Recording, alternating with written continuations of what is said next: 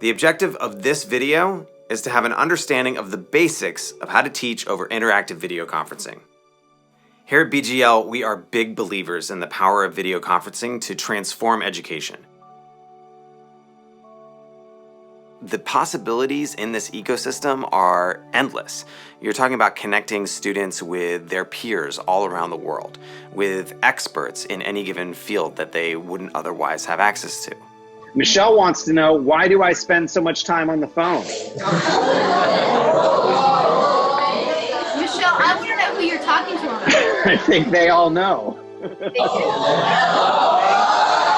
My guess is that you're talking to someone who's a student in your school, and your brain, when you're a teenager, is really interested in talking to people who are teenagers and not so much adults or people who are younger than you. So being on the phone is a way to connect with people.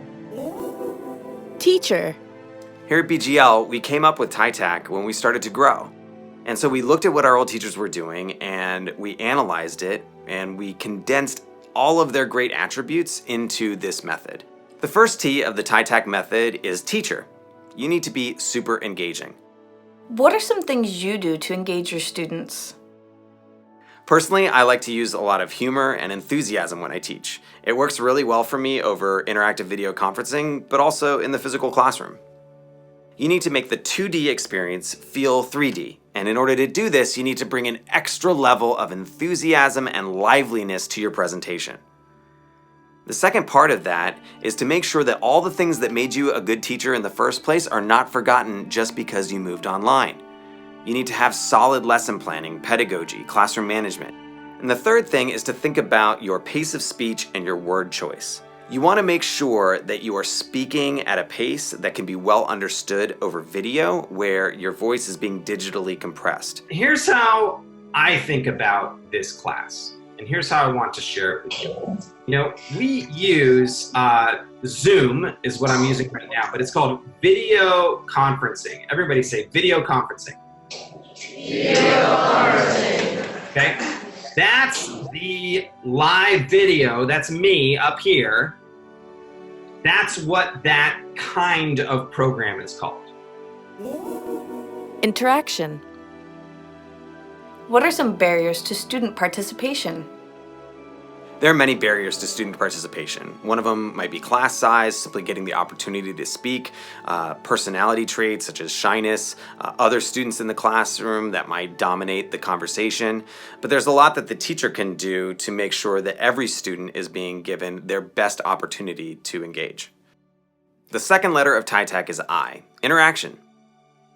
You want to make sure that you're balancing the show that we talked about in the first part with the engaging teacher with opportunities for students to interact. Unlike super engaging television shows like Sesame Street or Daniel Tiger, you can ask questions, but you can also respond to the student answers. You shouldn't forget that human element. The second part of interaction is practicing your best global citizenship skills. This is making the assumption that you're using video conferencing to connect to people that might be of a different culture than you. But it's also for situations where you are connecting to your students at home when you might be used to connecting to them in the classroom. What is happening on each of these endpoints? What do you need to consider to make sure that you're stoking interaction as much as possible? The third part of interaction is practicing 21st century skills. Video conferencing is a human endeavor, so we need to make sure that we're pushing our students to practice the very things that make them human. Creativity, communication, collaboration, critical thinking. These are the skills of the future that we can make sure to foster over interactive video conferencing. Make a food web on Padlet. Make a food web on Padlet. And then we're going to finish our work. But food web, that's one of our vocabulary words. Do you guys remember what a food web is? Yeah. Have you ever made a food web? Yeah. Technology. What drives your use of technology? When I think about using technology in the classroom, I really try to make sure that I've crafted a sound lesson that is important for the students to learn, and then I fit the technology into that lesson. The second T of TITAC is technology. And when we talk about this, we talk about three things. The first is to internalize the tech. You don't want to be struggling with technology in front of your students. You need to practice enough to make sure that that doesn't happen. The second thing is to make sure that all the stakeholders, the students, the teacher, administration, parents, everyone believes that technology is something that can enhance education. The third thing is, in one-to-one environments especially, make sure that the introduction of technology is not just a substitute or an augmentation of the lesson, but it really does redefine what you're doing in the classroom. You will join the Kahoot, and as soon as everybody's ready, you will flip it. Okay? This means, I know, you will take your iPad and you will flip it. Okay? So that's what you will do when you are done, but right now, here is the Kahoot code. So you will join Kahoot. Ready? 1, 2, 3, go.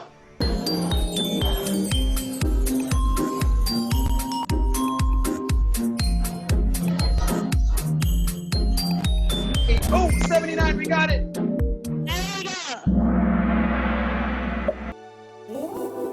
Aesthetics. What are some characteristics of good video? When you think about characteristics of good video, you think about what's possible for anyone to do. You can think about lighting, making sure that it's in front of you. You think about being framed well. Think about a good background. These things are more important than you think when it comes to setting up a good video teaching experience. The A in TITAC is aesthetics. The first thing is being camera ready.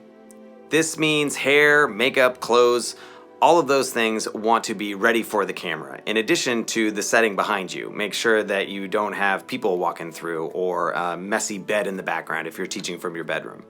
The second thing is to make sure that the framing is good. You think about the rule of thirds.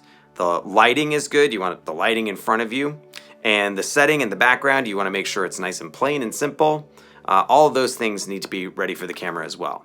The third thing is to make sure that the experience is dynamic. So if you are teaching students, you don't want to just stay a talking head the entire time, kind of play with the camera angle, go back sometimes to make a point, lean forward to make a point, and do the same thing with your voice. You can whisper some things if you want to bring in their attention, and then blow up with the big point at the end and project your voice a little bit more.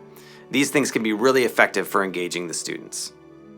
And the last thing is to make sure that if you're sharing your screen, if you're bringing in any digital resources, you want to make sure they're well designed, they're pithy, and they're appropriate for the lesson. And the thing is that any home or office can become a classroom. And that's what we're going to be talking about today, is how to make your home or office a digital classroom. Collaboration. What are some challenges in collaborating with other teachers? There might be some personality differences. There might be simple time management problems. How do you find the time to meet with these people? Truly successful collaboration requires knocking over all those obstacles and finding something that both of you feel is equally important to put your time into. And we made it. Here we are, the last letter, C, collaboration. When teaching over interactive video conferencing, it means that you have other people that you're working with. There could be other teachers on the call. It might simply be parents in the room with the student or whoever's operating the tech on that end. It's important to make sure that your collaboration is intentional, and you can follow these three things to make sure that it is. First, make sure that the roles are established ahead of time. Understand everything that needs to be done throughout the call and who is going to be doing each thing. Secondly, we recommend that if there's an adult in the room with the students, that adult be in charge of individual behavior management. You can manage the entire class of students from the position of the distance learning teacher. However, it's best if the adult in the room can handle individual management so that you're not disrupting the entire lesson just to talk to one student. And the third thing is that you want to make sure that there's an active back channel between you and anyone else you're collaborating with on the call. You don't want to have to stop the call in front of the students to discuss an issue that might come up, and an issue will come up.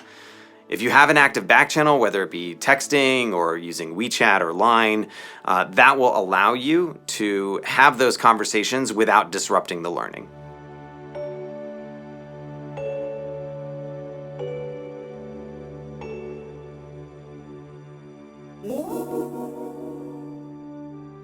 Well, that's it. That's TITAC. Teacher, interaction, technology, aesthetics, collaboration. If you focus on those 5 things, you will successfully teach using interactive video conferencing.